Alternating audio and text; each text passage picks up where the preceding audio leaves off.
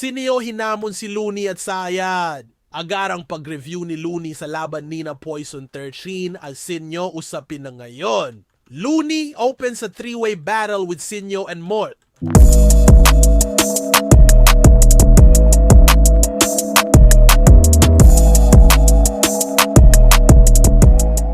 Nilabas na nga ang laban ni na Poison 13 at Sinio nung nakaraang Ahon Day 3.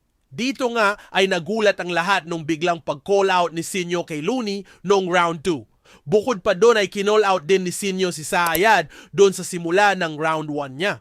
Si Lons, Lodi. Ikaw, lonely. Yun ang reality. Kaya, Bes, I'm sorry.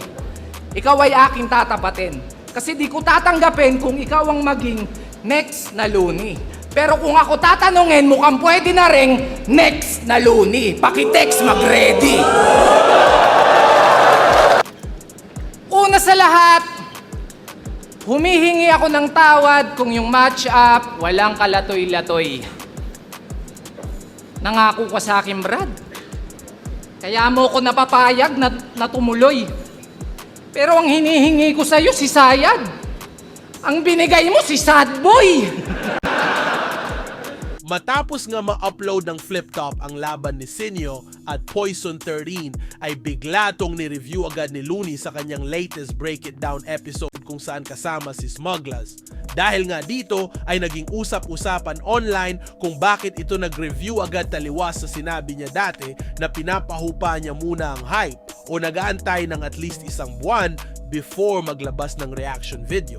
Pero ayon kay Looney ay si Smugglers mismo ang nag-request na i-review ito at may gustong i-upload agad para makahabol sa pag-promote ng bagong music video. Ikaw, Smug, kamusta ka naman? Anong mga bago sa'yo? Ito, may mga tapings pa rin. Tuloy-tuloy pa rin naman yung Batang Quiapo. Pero recently, tuloy-tuloy pa rin yung paglalabas ko ng music. Bukas nga may lalabas ako. Bale, kung upload to kagad, bukas siguro, kung pwede baka pwede yun, ma-promote ko sa mga ropa natin dyan. Pwede kayong magpunta sa Takeover Bar Lounge, sa Katipunan, sa QC. Tambayan natin lagi yan, Takeover. Dito nga sa episode na to ay nakapagbigay din ng opinion si Looney sa pag-call out sa kanya ni Sinio. Ang sabi ay pwede rin silang mag three-way battle ni Mort dahil nga sa gusto din tong makalaban. Kung matatandaan natin ay nakasali na sa kauna-unahang three-way battle dati si Looney laban kina Balakid at Delo noong Ahon 3. Dito nga ay nanalo siya sa parehas kaya alam natin kayang-kaya to ni Looney at magandang comeback to sa battle rap kung sakali. Ikaw ay aking tatapatin. Kasi di ko tatanggapin kung ikaw ang maging next na Looney. Pero kung ako tatanungin, mukhang pwede na ring next na Looney. Pakitext, mag-ready. Yun na. Pinagsak na ang bomba. Yung pala yung nakikita ko na sinasabi nila may nag-kinall-out daw ako. Pero feeling ko Alas niya nagtitrend yan parte lang ng wordplay yun parte lang naman. Kasi next na Looney. Next na Looney. Tsaka ang galing dahil nilagay niya sa dulo yun. Para talagang crowd, room shaker na linya. Parte ng wordplay. Pakitext mag-ready. Hey, tara!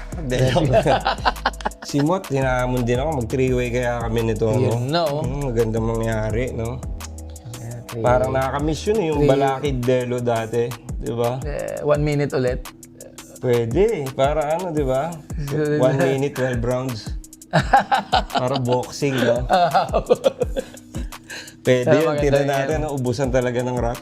Maganda rin yan. Baka siguro din makikita natin din mas todong dito laid back lang din siya. Di, tsaka dati kasi sabi ni Sinio ayaw niya daw talaga ang labanan. Pero parang ngayon parang seryoso na siya sa battle rap. Gusto ko yung ganitong ang galing nung Kayo ano sa tingin nyo? Kanino kayo if ever maglaban si Sinio at Looney?